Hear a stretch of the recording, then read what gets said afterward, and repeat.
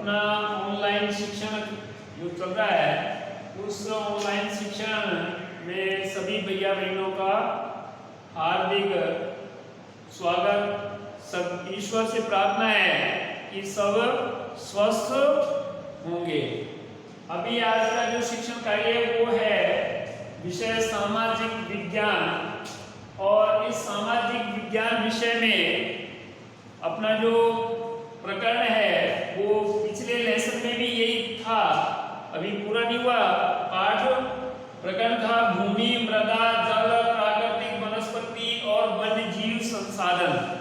थोड़ा सा पाठ जो अपना लेसन है वो बड़ा है, और बड़ा होने के साथ में हमारे जीवन का बहुत उपयोगी माने तो भी है, क्योंकि ये सामान्य जो बातें हैं वो हमारे मानव जीवन के साथ जुड़ी हुई हैं। इनकी जानकारी हमें ठीक ठीक हो ऐसा प्रयास मेरा रहा है, इसलिए मैंने आपको एक एक बिंदु है ना स्पष्ट करने का प्रयास किया है। पहला भूमि के बारे में मैंने बताया, भूमि किसे कहते हैं, भूमि के प्रकार। उसके बाद में मृदा से क्या आशय है, मृदा किसे कहते हैं, मृदा का निर्माण कैसे होता है, ये विषय मैंने आपके सामने रखा था। अब आज जो विषय है, बिंदु है, वो है जल। और ये जल जो है वो एक ऐसा संसाधन है, अपन इस पुस्तक का नाम ही संसाधन है, तो ये सारे के सारे संसाधन है। और संसाधन का आशय मैंने बताया था, आपने पढ़ा भी है, मानव उपयोगी पदार्थ, वो सारे संसाधन है। तो ये जो जल है वो संसाधन बहुत ही महत्वपूर्ण संसाधन है। आप सब जानते हैं, क्योंकि आप कक्षा अष्टम में आ गए, कि अन्य संसाधनों से मानव जीवन चलाने के लिए कुछ क्षण, कुछ समय चलाया जा सकता है। मैंने आपको बताया था ना, यदि उसे भूखा रहना पड़े, खाना नहीं मिले, तो वह कुछ घंटे, कुछ दिन, और हमारे यहाँ तो भारतीय संस्कृति में तो बड़े बड़े ऋषियों ने बहुत लंबे समय तक बिना भोजन के अपने जीवन को चला लिया। लेकिन जल एक ऐसा संसाधन है जिसके बिना मानवी यानी कि जीवित जितना भी है, चाहे वो पक्षी है, चाहे वो पेड़ पौधे हैं, है ना, वो सारे के सारे सजीव जो भी हैं वो जल के बिना जीवित रहना ही मुश्किल है। और अपने यहाँ तो छोटी कक्षाओं में कहानी चलती है ना, कविता आपने देखा होगा, है ना, मछली जल की रानी है ना, हाथ लगाओ डर जाएगी, बाहर निकालो मर जाएगी। यानी कि बिना पानी के जीवित रहना बेमुश्किल है। तो हम यहाँ पर जल के बारे में पढ़ रहे हैं, जल के बारे में हमको जानकारी करनी है कि जल क्या है। तो जल एक महत्वपूर्ण नवीकरणीय, दो प्रकार के संसाधन पढ़े ना, एक तो अनवीकरणीय, एक नवीकरणीय। जल एक महत्वपूर्ण यानी बहुत ही इंपॉर्टेंट नवीकरणीय प्राकृतिक संसाधन है। एक मानव और एक प्राकृतिक, बहुत सारी बातें बार बार आ रही हैं, लेकिन उन सभी बिंदुओं को यदि हम ध्यान पूर्वक समझेंगे, मैं आपको पहले बार बार निवेदन कर रहा हूं, ये सारी बातें पुस्तक में लिखी हुई हैं। यदि आप केवल मात्र इनको लिखे हुए को देखना यहाँ पर चाहते हैं, तो शायद आपका यहाँ पर ऑनलाइन शिक्षण में कोई महत्व पूरा नहीं होने वाला, कोई उद्देश्य पूरा होने वाला नहीं, क्योंकि ये सब चीजें तो पुस्तक में लिख रखी है। जो मैंने शामपट में लिखी है वो सब पुस्तक में लिख रही है। केवल ये कि इन शब्दावलियों को हमारे मन मस्तिष्क में क्लियर करना, स्पष्ट करना कि नवीकरणीय, अनवीकरणीय, मैंने आपको पहले बताया क्या होता है। ऐसे संसाधन जो खत्म होने के बाद, समाप्त होने के बाद बहुत शीघ्र उनका पुनः बनना बन जाते हैं, वो नवीकरणीय कहलाते हैं। प्राकृतिक, दो प्रकार के संसाधन है, एक मानव निर्मित और एक प्राकृतिक। तो जल कैसा संसाधन है, प्रश्न बनेगा, बन सकता है। फिर आप कहेंगे क्योंकि आपने तो पढ़ाया ही नहीं है, तो जल कैसा संसाधन है, प्राकृतिक या कृत्रिम, कौन सा है, प्राकृतिक है। जल नवीकरणीय या अनवीकरणीय, आप कहेंगे क्योंकि आपने तो पढ़ाया ही नहीं था। तो ये सब बातें इसी में लिखी हुई है।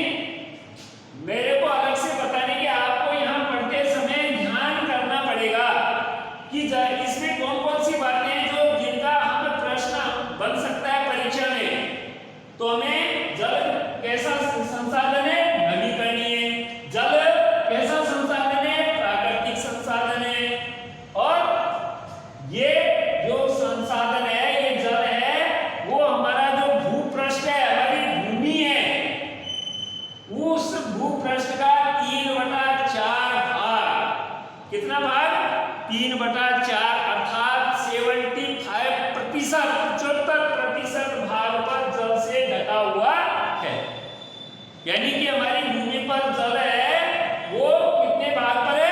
75% भाग पर जल है और शेष 1/4 भाग पर क्या है ना, भूमि है। तो धरातल है। तो हमारे इसको हमें इन जो दो पंक्ति हैं, इन दो पंक्तियों में कितने सारे प्रश्न मैंने आपको बता दिए बन गए। जल नवीकरणीय संसाधन है, जल प्राकृतिक संसाधन है।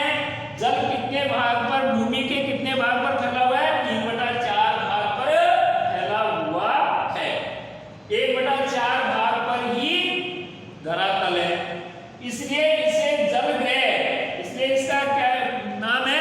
इसे जलग्रह भी कहते हैं। तो अब मेरी बात समझ में आ गई होगी आपके। जल एक महत्वपूर्ण संसाधन है। कैसा संसाधन है? नवीकरणीय संसाधन है, प्राकृतिक संसाधन है। भूमंडल के 3/4 भाग पर जल से ढका हुआ है, इसे जलग्रह भी कहते हैं। इतनी बात आपके समझ में आ गई। तो अब हम आगे बढ़ते हैं। हमारे ध्यान में आएगा कि ये जल हमें मिलता कहां से, जल उपलब्ध। तो कक्षा 3, 4, 5 में हम पढ़ते आ रहे हैं कि वर्षा होती है और वर्षा का पानी भूमंडल पर नीचे पृथ्वी पर आता है, और जब वो नीचे आता है तो उस पानी को सोख करके अपने अंदर जमीन ले जाती है। साथ में हमारी जो नदी, तालाब, समुद्र, झरने, इन सब में वह जल एकत्रित हो जाता है।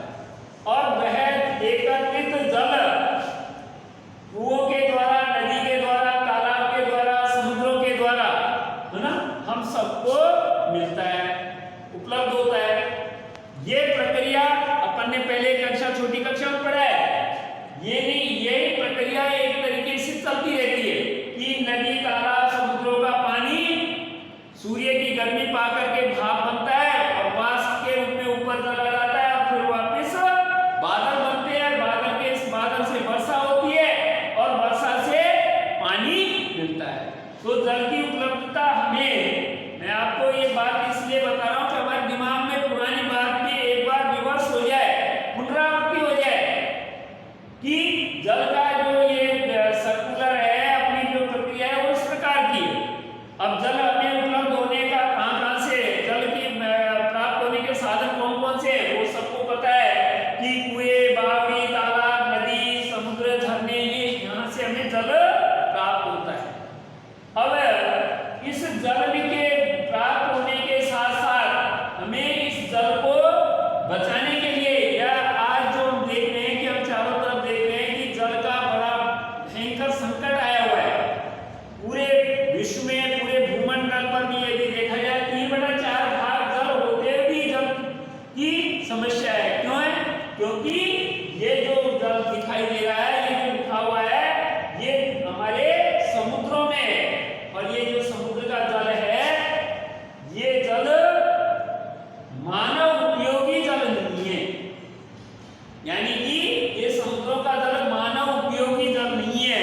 इस जल का उपयोग मानव अपने पीने के पानी के लिए, अपने खेती के लिए, अन्य अपने जो कार्य है उसके लिए नहीं कर सकता, क्योंकि इसमें फ्लोराइड, इसमें खारा, लवणीय मात्रा बहुत अधिक होती है, जिसके कारण से मानव उपयोगी जल नहीं है।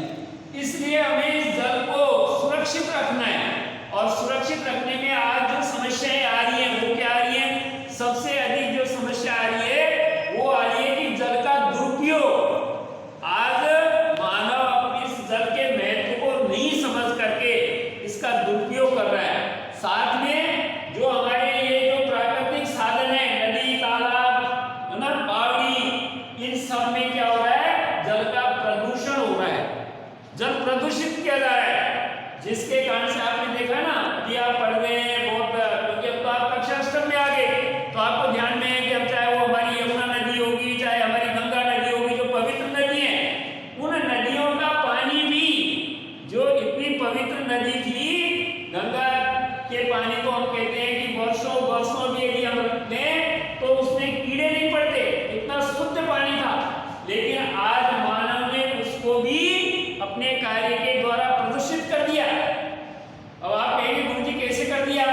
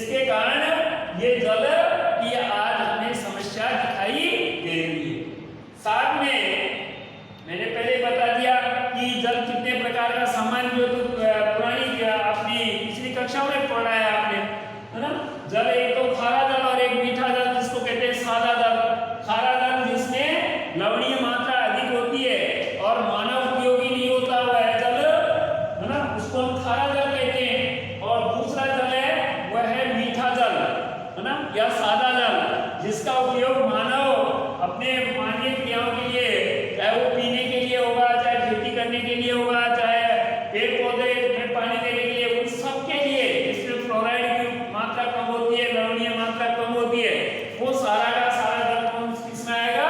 मीठा जल या सादा जल।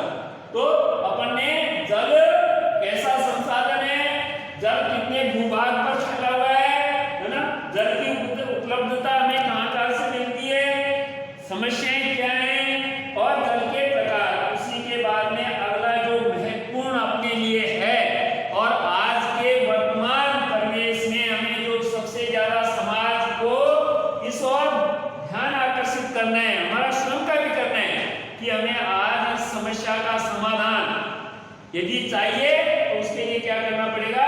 जल संरक्षण करना पड़ेगा। आज समस्याएं बहुत सारी हमें दिखाई देती हैं, लेकिन केवल समस्याओं के गिनाने से कोई हल नहीं होता। समस्याओं का निराकरण, उनका उपाय ढूंढना पड़ेगा। तो आज जो हमें दिखाई दे रहा है कि जल एक बहुत बड़ी मानव के लिए समस्या बनी हुई है, उस जल के समस्या का उपाय क्या है कि जल का संरक्षण करना है। संरक्षण मीन्स उसको सुरक्षित रखना है, बचाना है। और जल संरक्षण के लिए हमें क्या क्या करना है वो आप सब जानते हैं, है ना। सबसे पहले तो इस जल को के महत्व को हमें समाज को समझाना पड़ेगा कि जल का महत्व कितना बड़ा है। सबसे पहला काम है, यदि हमने जल के महत्व के बारे में समाज को बताया, समाज के हमारे खुद के मन मस्तिष्क पर हमने बैठाया कि जल कितना महत्वपूर्ण संसाधन है। दूसरा, जल के जो ये प्रदूषण, जल की जिसके कारण कि आज हमारे बहुत बड़ी बड़ी नदियां, पवित्र नदियां, उनके जल को प्रदूषित किया जा रहा है, जिससे कि हमारे ना बहुत सारे मानवीय ना सजीव लोग उससे जिंदे हैं। तो इस जल के प्रदूषण को बचाना है और उस प्रदूषण के लिए भी हमें जन जागृति पैदा करनी पड़ेगी कि हमारे द्वारा इस प्रकार की गंदे कार्य से हमें, कि हमारा जो भी कल कारखानों का पानी है या मानवीय बहुत सारी क्रियाएं जिनके द्वारा जल प्रदूषित होता है, उससे हमको बचाना पड़ेगा।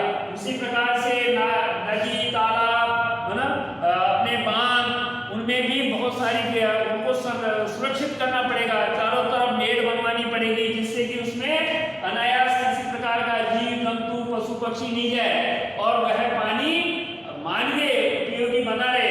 तो इसके लिए हमें जल संरक्षण की ओर अधिक से अधिक ध्यान करवाना पड़ेगा। और जल संरक्षण में साथ में हमें जो आज वर्षा का पानी, पहले तो वर्तमान में वर्षा बहुत कम मात्रा में हो रही है, लेकिन यह जल जो वर्षा से प्राप्त होता है, इस वर्षा से प्राप्त जल का हमें ठीक ठीक प्रकार से संरक्षण करना पड़ेगा। आज देख रहे हैं जब वर्षा होती है तो उसका पानी बह करके बाहर नदी अपने नालों में बह करके बाहर चला जाता है। यदि हम इस जल संरक्षण के बारे में घर घर पर और प्रत्येक को जागृति पैदा करेंगे तो इस वर्षा के जल को हम बेकार बहने लीजिए, है ना। हमारी चाहे मैंने आपको पहले भी बताया था कि हमारी छत का पानी भी यदि नीचे आता है तो हमें घर पर जल संरक्षण के लिए इस प्रकार की वर्तमान जो टेक्नोलॉजी है इसके द्वारा हमारे घर पर भी हमें बनवाना है। और इस जल संरक्षण को यदि हमें जन जन तक इसके महत्व को बताया तो जो हमारे सामने आगे और वर्तमान में जो समस्या दिखाई दे रही है वह समस्या का हम उपाय कर पाएंगे। तो आज अपन ने ये जल के बारे में यहाँ तक जो आपके पुस्तक में वो दिया हुआ है वो मैंने आपको पढ़ा दिया। आगे है प्राकृतिक, वनस्पति और वन्य जीवन। इसको एक बार मैं सामान्य रूप से समझा देता हूँ, पूरा शायद नहीं हो पाएगा, लेकिन आप पढ़ना और पढ़ने के बाद में वनस्पति जो कि हमारे इस भूमंडल पर दिखाई देते हैं सारा पूरा इसमें ही है, चाहे वो पेड़ पौधे सब इसमें वनस्पति, इस वनस्पति का मानव जीवन में कितना बड़ा महत्व है ये आप सब जानते हैं, क्योंकि वनस्पति के द्वारा ही मानव की जितनी भी आवश्यक वस्तुएं वो अधिक वस्तुएं वनस्पति से ही प्राप्त होती है। चाहे वो हमें कपड़े होंगे, चाहे हमें खाने की वस्तु होगी, चाहे हमारी औषधि होगी, सारा का सारा हमें इस वनस्पति से प्राप्त होता है। और उसी के साथ में वन्य जीवन। ये जो वन्य जीवन है ये भी मानव के लिए बहुत बड़ा उपयोगी है कि आज धीरे धीरे जो जंगलों का नष्ट किया जा रहा है, इन अभ्यारण्यों को खत्म किया जा रहा है, उसके कारण से आज हमारा जो वन्य जीव है वो नष्ट होता जा रहा है। और इस वन्य जीव के नष्ट होने से सबसे बड़ा जो मानव को नुकसान हो रहा है वो हो रहा है कि आज विभिन्न प्रकार के प्रदूषण फैलते जा रहे हैं, चाहे वो जल प्रदूषण है, चाहे वायु प्रदूषण है, ये सब, क्योंकि ये वन्य जीव जो है वो भी मानव के जीव के लिए संतुलन बनाने में बहुत बड़े उपयोगी हैं। साथ में वन्य जीवों से भी मानव उपयोगी बहुत सारी वस्तुओं की, बहुत सारी पदार्थों की उपलब्धता होती है। तो हमें इसको आज आप अपनी पुस्तक में पढ़ना, मैंने आपको एक बार शीर्षक के रूप में इसको समझा दिया, आगे आप इसको पढ़ना, आगे जो अपना लेसन होगा उसमें एक बार और मैं आपको ठीक प्रकार से समझाने के बाद में अपना ये जो पाठ है आज पूरा हो गया। मेरा आपसे पहले भी निवेदन था, आज पुनः आग्रह निवेदन है कि पढ़ने के साथ साथ समझने के बाद एक बार घर पर बैठ करके पढ़ना। और पढ़ने में क्या करना है, आपको इस पाठ को पढ़ते समय अपने साथ में एक उत्तर पुस्तिका रखनी चाहिए। जैसे अभी मैंने आपको बताया कि अपन ने एक पंक्ति पढ़ी, जल क्या है, महत्वपूर्ण नवीकरणीय प्राकृतिक संसाधन, इस प्रकार से आपने पढ़ा तो कोई महत्व नहीं। अब मैंने आपको बताया ना इसमें कितने प्रश्न बना दिए कि जल कैसा संसाधन है, नवीकरणीय संसाधन है, जल कैसा संसाधन है, प्राकृतिक संसाधन है, जल कितने भूभाग पर फैला हुआ है। तो इस प्रकार के छोटे छोटे प्रश्न जब आप वो उत्तर पुस्तिका अपनी लेकर के बैठेंगे और पाठ को पढ़ेंगे तो इस प्रकार के छोटे छोटे प्रश्न आप साथ में लिखते जाएंगे तो आपके पूरा पाठ स्पष्ट हो जाएगा। और जब पूरा पाठ स्पष्ट हो जाएगा तो अपन को बार बार उसको पढ़ने की, याद करने की आवश्यकता नहीं पड़ेगी। इसलिए आपसे मेरा एक बार निवेदन है कि पूरे पाठ को पढ़ना, पढ़ने के साथ में आप कितने प्रश्न बना सकते हैं, केवल पाठ के पीछे के प्रश्नों का उत्तर नहीं, आप स्वयं अपने, है ना, विवेक से कितने प्रश्न बनाते हैं बनाइए। अगली बार मैं इसके जो पाठ के पीछे के प्रश्न है वो भी पूरे करा दूंगा और ये जो रह गए बिंदु वो भी क्लियर कर दूंगा। ठीक।